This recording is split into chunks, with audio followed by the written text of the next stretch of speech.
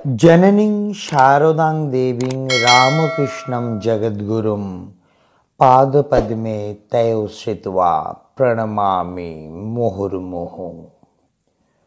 সাধুভক্তি সম্বন্ধে একটি ঘটনা মনে পড়িল। একদিন সন্ধ্যার পরে স্বামী শারদেশানন্দ মাকে পত্রাদি পড়িয়া শুনাইতেছেন। মেঝেতে আসনের উপর মা বসিয়া আছেন পা মেলিয়া, সম্মুখে হ্যারিকেন লণ্ঠন। স্বামী শারদেশানন্দ মায়ের পাশেই বসিয়া মাথা নিচু করিয়া পত্রাদি পড়িতেছেন।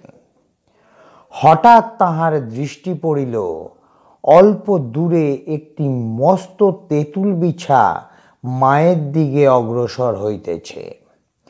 দেখিবা মাত্রই সন্তানের মনে হইল মাকে কামড়াবেন না তো। তৎক্ষণাৎ এক লাথি মারিয়া তাহাকে পিষিয়া ফেলিলেন। তাহার লাঠি বা অন্য কিছু দেখিবার সময় ছিল না। সর্বনাশ, যদি মাকে কামড়ে দেয়!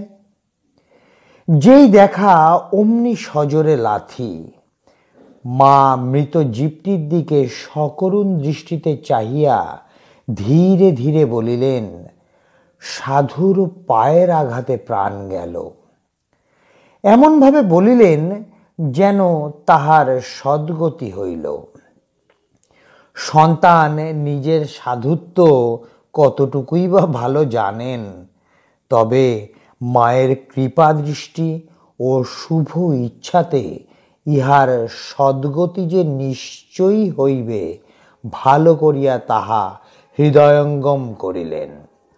আরও ভাবিতে লাগিলেন সাধুত্বের প্রতি মায়ের কি শ্রদ্ধা ও বিশ্বাস। অপর এক সময়ে মা বাড়িতে নাই।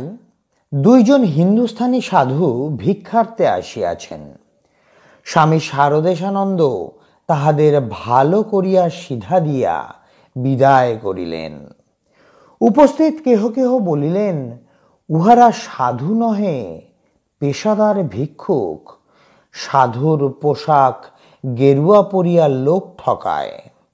একজন বলিলেন, শেয়াল মারা, দিনে সাধু সেজে ভিক্ষা করে, রাত্রে শেয়াল মেরে খায়।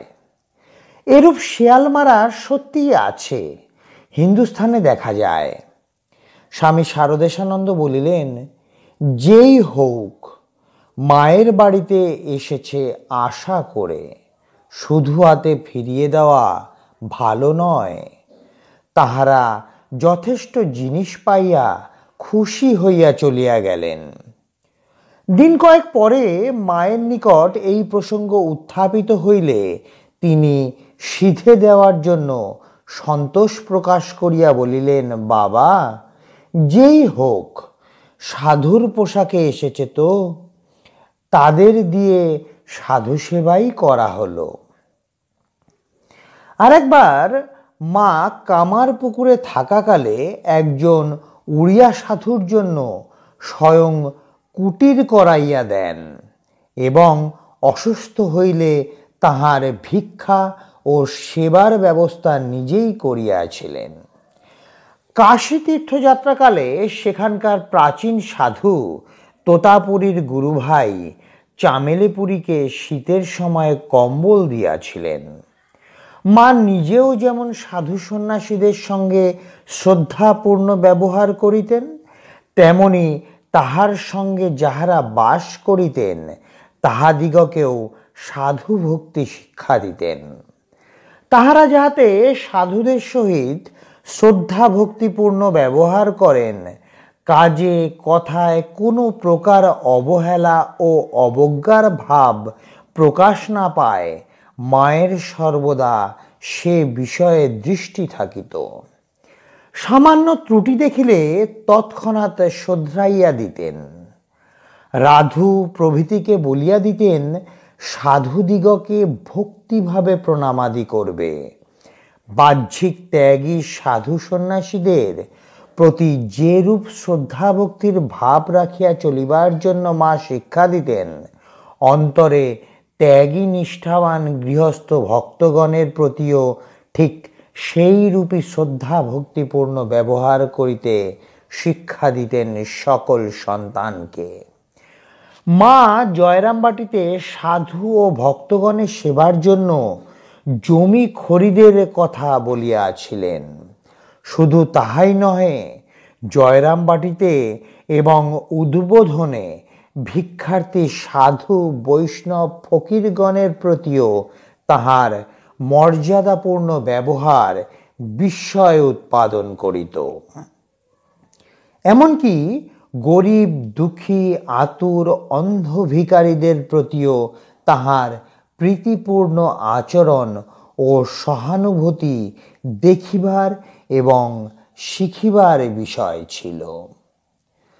হিন্দু দেবদেবীগণের ন্যায় অপর ধর্মাবলম্বীদের দেবস্থানের প্রতিও তাহার বিশ্বাস ও ভক্তি দেখিয়া চমৎকৃত হইতে হয়। চিতপুর ব্রিজের নিচে রাস্তার পাশেই ভূত সাহেবের দরগা বড় জাগ্রত স্থান বলিয়া পরিচিত। উদ্বোধন ও পাশের বাড়ির মেয়েরা দর্শনে যাইবেন। মা তাহার রোগা ছেলে স্বামী শারদেশানন্দকে তাহাদের সঙ্গে পাঠাইলেন।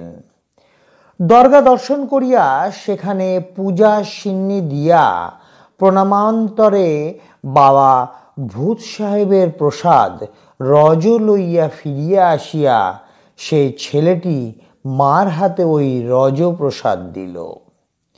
মা এক স্থানে উপবেশন করত অতি ভক্তি সহকারে সেই রজ মস্তকে স্বয়ং ধারণ করিয়া পাশে দণ্ডায়মান ছেলের হাতে অতি সন্তর্পণে দিয়া স্নেহাদ্রপূর্ণ স্বরে বলিলেন, বাবা, ভূত সাহেবের প্রসাদী ধুলি গায়ে মাথায় মাখো, দেহ সুস্থ হবে, বড় জাগ্রত।